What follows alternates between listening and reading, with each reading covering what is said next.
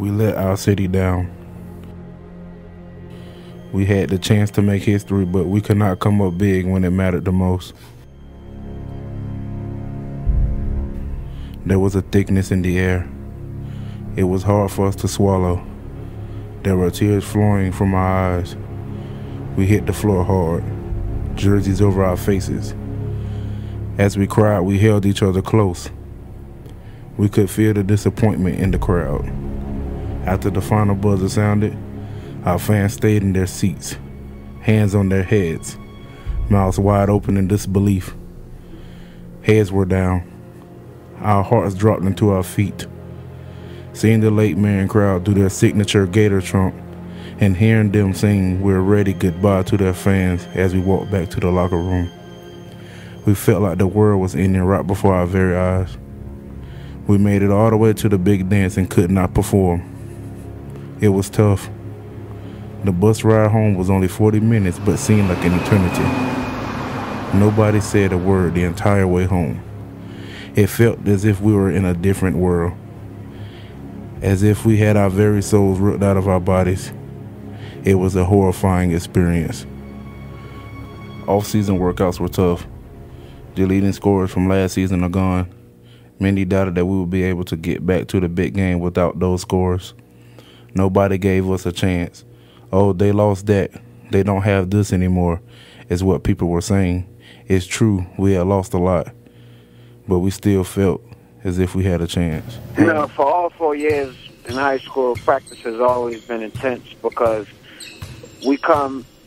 the group that we had was very hungry, not just to win a championship, but just to be great as a basketball player to get to the next level. And we had about 5 to 6 players go on after our senior year to play college basketball. So it was more than just a championship thing. That was just a plus, but the ultimate goal from day one was to get us a scholarship to play college basketball. Once school started back, they had us a pep rally congratulating us on going back to the championship game, regardless of us falling short, to bring home the gold. The school embraced us. They told us how proud they were of us, and they told us that they believed that we could return back to Colonial Life Arena and play in the big game, but this time to accomplish the unthinkable. There were chants of "third time the charm" swarming the gymnasium. The cheers were joyful, and you could feel the positive energy in the air.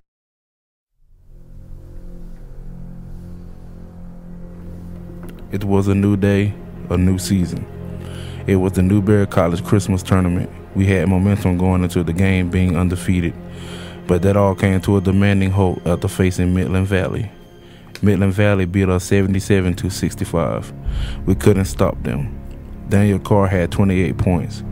He was too fast, too skilled for us to stop. It also didn't help that we allowed 2 more of their players to score in double figures as well. They totaled 31 rebounds on us. How could we let them bully us like that? The heart-sinking feeling returned just like when we lost state. The feeling of being outplayed. The feeling of losing a game we know we could have won. Even though it was the regular season, the feeling of losing doesn't sit well with us. After the loss to Midland Valley, we were able to bounce back, winning 3 games in a row. Then, the unthinkable happened. On December 28th, we had a diminishing loss in overtime to Fayette County. The crowd noise was overwhelming. We could barely hear ourselves talk. We had the game in our hands at the end of regulation. With 10 seconds to go in the fourth, we had the ball. We raced up the court. Crossover. The defender stumbles. The crowd stands up. We missed the shot. And the fans sat back into their seats. We headed back to the bench. Overtime started. We played neck to neck in overtime. The score was tied at 80. We were at the free throw line. 1 free throw would put us up 1. 2 would make it a 1-possession game, needing them to score 2 points in order to catch up. The first free throw went up. It went in. The second bounced high off the rim, and they got the rebound. They called a timeout with 9 seconds left. As they came out the timeout, the entire arena was on their feet. They inbounded the ball. They set 2 screens for the shooter. With 1 second on the clock, the ball was in the air. The ball appeared to be in slow motion. The buzzer sounded. The ball exited the bottom of the net. We had lost. They beat the buzzer to beat us. Our fans dropped into their seats. We all dropped our heads. As we walked back to the locker room, another game slipped through our fingers.